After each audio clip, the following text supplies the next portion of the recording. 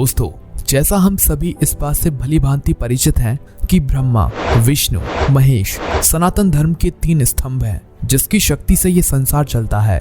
ब्रह्मा जो ब्रह्मांड के निर्माता हैं, विष्णु जो इस संसार के रक्षक हैं और महेश जो सब कुछ नष्ट कर देते हैं।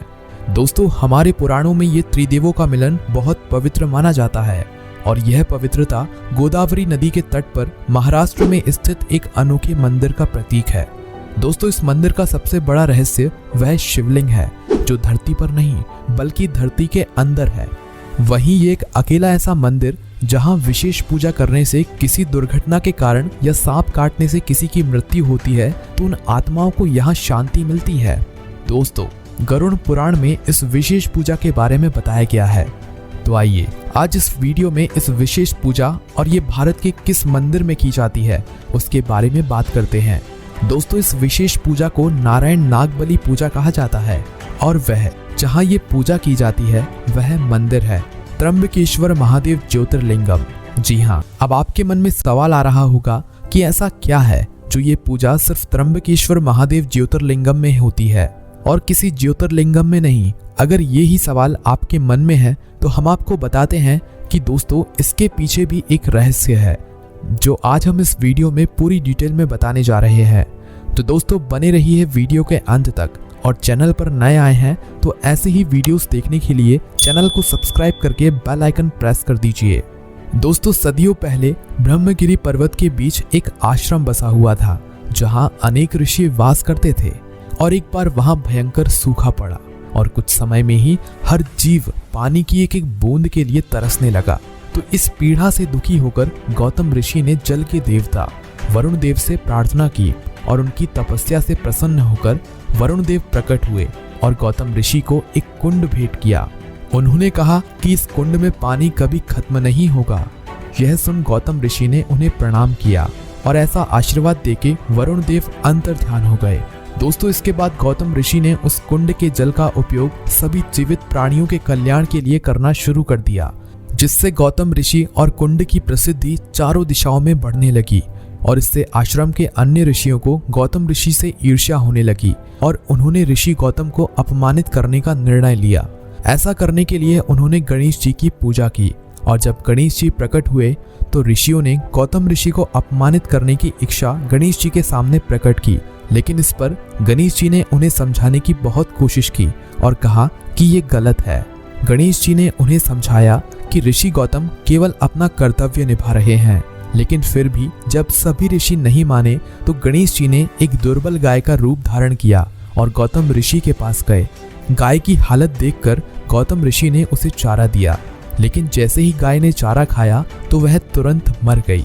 वहीं यह घटना होते ही सभी ऋषि मुनि बाहर आ गए और गाय की मौत के लिए ऋषि गौतम को दोषी ठहराया।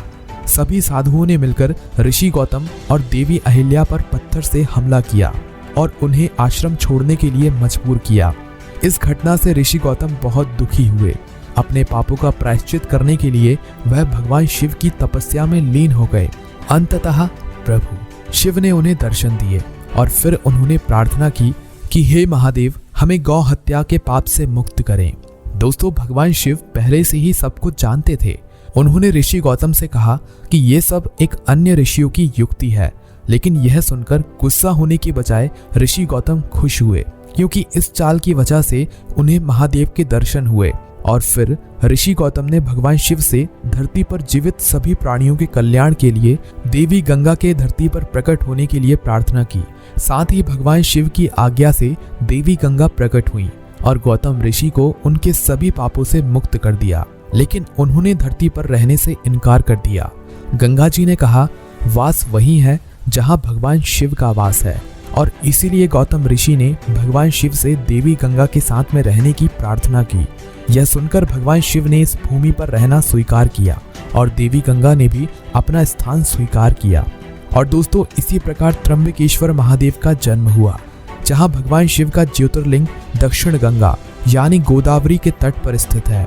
दोस्तों, हर साल यहाँ लाखों श्रद्धालु अपने पापों से मुक्ति पाने के लिए आते हैं। क्योंकि यह 12 ज्योतिर्लिंगों में से एक है तो यह मंदिर हिंदू धर्म का एक महत्वपूर्ण तीर्थ स्थल है, लेकिन सबसे खास बात यह है त्र्यंबकेश्वर मंदिर में स्थापित अद्भुत शिवलिंग दुनिया का एकमात्र ऐसा शिवलिंग है जो जमीन पर नहीं बल्कि अंदर स्थापित है। यह शिवलिंग जमीन के अंदर छोटी सी गुहिका या छोटे से खोखले स्थान में स्थित है। दोस्तों, मंदिर के गर्भगृह के मध्य में एक खोखला स्थान है जिसमें 3 छोटे छोटे शिवलिंग हैं और प्रत्येक शिवलिंग का एक रूप है, ब्रह्मा, विष्णु और महेश यानी कि भगवान शिव। और यही कारण है कि इस शिवलिंग का नाम त्र्यंबकेश्वर है। दोस्तों, त्र्यंबक का अर्थ है 3 भगवान या 3 देवताओं के मिलन का प्रतीक। इतना ही नहीं, इस शिवलिंग से बहुत सारे प्रतीकवाद जुड़े हैं। इस शिवलिंग की 3 आंखें सूर्य, चंद्रमा और अग्नि का प्रतीक है। और इस शिवलिंग की पूजा एक ही देवता नहीं बल्कि तीनों देवताओं की पूजा के समान होती है। दोस्तों, ऐसा माना जाता है कि जो भी इस मंदिर में दर्शन करने आता है वो त्रिदेव के आशीर्वाद से इस संसार के चक्र से मुक्त हो जाता है। त्रिदेव की कृपा से उसे मोक्ष की प्राप्ति होती है। ऐसा माना जाता है कि जब गंगा जी यहाँ प्रकट हुई थी तो उनका प्रवाह इतना तेज था कि कोई भी उनके पास नहीं जा सका और इसीलिए गंगा जी के उस प्रवाह को धीमा करने के लिए ऋषि गौतम ने नदी तट पर कुशा नामक घास उगाई थी और इस जगह को कुशावर्त कुंड कहा जाता है जो मंदिर में दक्षिणी गंगा यानी गोदावरी का प्रतीक है। दोस्तों, कुशावर्त कुंड के जल में एक बार स्नान करने के बाद मनुष्य के सभी पाप और बुरे कर्म धुल जाते हैं। अपने महत्व और पवित्रता में प्रधान ये मंदिर कई बार हमलों का शिकार हुआ, जहां हर ताकत ने इस मंदिर को नुकसान पहुंचाने की कोशिश की। सन 1690 में मुगल बादशाह औरंगजेब ने भारत में कहर बरपा रखा था और यह मंदिर भी उनके बुरे इरादे से नहीं बचा और औरंगजेब की निर्दयी सेना ने मंदिर पर हमला कर दिया और इसे नष्ट कर दिया और फिर वहां पर एक मस्जिद बनाई गई। दोस्तों, ये पहली बार नहीं था कि किसी मुगल शासक ने भारत की धार्मिक और सांस्कृतिक भावनाओं को ठेस पहुंचाई थी। इस हमले ने मंदिर पर गहरा प्रभाव छोड़ा, लेकिन इस अंधकार के समय में रोशनी बनकर आए बालाजी बाजीराव भट्ट ने पुनः इस मंदिर की स्थापना की। 18वीं शताब्दी में बाजीराव प्रथम की मृत्यु के बाद उनके पुत्र बालाजी बाजीराव भट्ट को पेशवा का पद दिया गया। पेशवा ने वहां से मस्जिद तोड़ दी और फिर से मंदिर बनवाया और इसी प्रकार त्र्यंबकेश्वर मंदिर पुनः अपने प्राचीन गौरव पर पहुंच गया। आज यह मंदिर एक ऐसे स्थान का प्रतीक है जहां विभिन्न धार्मिक अनुष्ठान होते हैं और भगवान शिव के भक्त दर्शन करते हैं, जिस पर कई खूबसूरत नक्काशी की गई है। इस मंदिर की दीवारें काले पत्थर से बनी है। मंदिर का गर्भगृह भक्तों को पवित्रता और एक आध्यात्मिक वातावरण का एहसास कराता है। त्र्यंबकेश्वर मंदिर में कई प्रकार की पूजा होती है। यहाँ ऐसे कई अनुष्ठान हैं जो लोग विभिन्न उद्देश्य से अपने जीवन को सुखी बनाने के लिए करते हैं, लेकिन त्र्यंबकेश्वर मंदिर में एक ऐसी पूजा होती है जो सबसे अलग और इस मंदिर के सभी अनुष्ठानों में सबसे प्रमुख है। गरुड़ पुराण में भी इस पूजा के महत्व का उल्लेख किया गया है।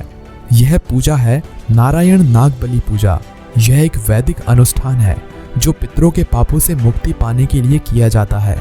दोस्तों, यह 3 दिवसीय अनुष्ठान को 2 भागों में बांटा गया है, नारायण बलि और नाग बलि। ये दोनों अनुष्ठान 2 अलग अलग कारणों से किए जाते हैं।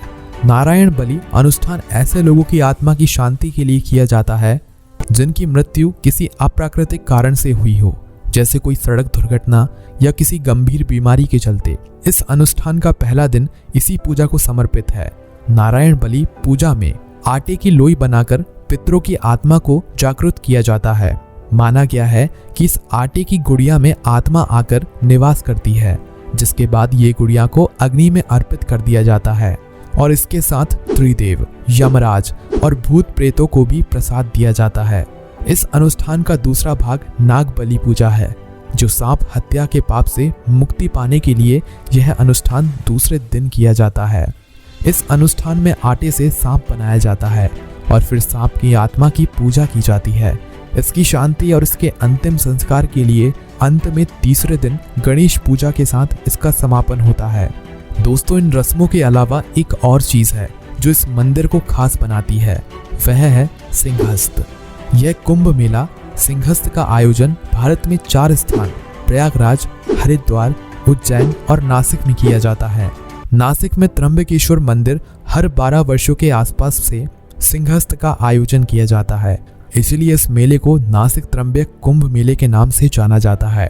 इस दौरान लाखों की संख्या में श्रद्धालु यहाँ आते हैं, जो भगवान शिव की पूजन अर्चना कर गोदावरी के पवित्र जल में स्नान कर अपने पापों का प्रायश्चित करते हैं। तो ये थी कहानी 12 ज्योतिर्लिंगों में से एक त्र्यंबकेश्वर महादेव की। दोस्तों, अगर वीडियो में दी गई जानकारी आपको अच्छी लगी हो तो इस वीडियो को लाइक व अधिक से अधिक शेयर करें, ताकि अधिक से अधिक लोग इस ज्योतिर्लिंग की महिमा के बारे में जान सकें। और ऐसे ही वीडियोस देखने के लिए हमारे चैनल टिटपिट इंडिया को सब्सक्राइब कर लें। हर हर महादेव।